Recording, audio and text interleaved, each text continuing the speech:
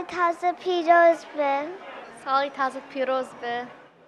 جێژنی سەری ساڵ دەرفەتێکە بۆ کوردەکانی باشووری کالیفۆرنیا تا لێ کۆ ببنەوە و کاتێکی خۆش لەگەڵ یەکتر دەرباز بکەن و پەیوەندیەکانیان بەهێزتر بکەن.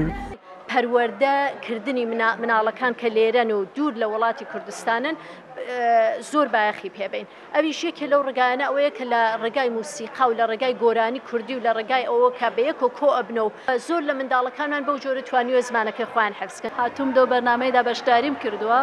ئەوەیە کە چون منداڵەکانم لێرە گەورە بوون زۆر لەگەڵ لە وڵاتی خۆمان نین کە لەگەڵ کولتوری کوردەکان ئاشنا بن و من سەیم کردو دەو بەرنامانەدا هەمیشە بەشداریان بدەم کە لەگەڵ کولتوری کوردان ئاشنا بن و دایک و بابم گۆرە بووم، دایک و بابم تا کوردیان فێر کرد بووم. بابم کوردیان فێر کردم. بابم کوتی لە ماڵە فقط کوردی.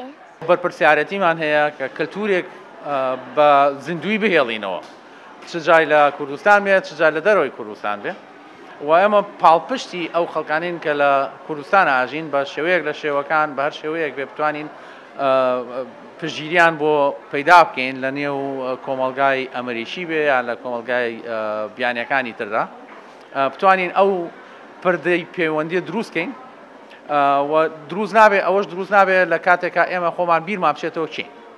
ئەمساڵ بە شێوەیەکی چاوەڕوان نەکراوە زیاتر لە 300 کەس لە ئاهەنگەکەدا بەشدار بوون.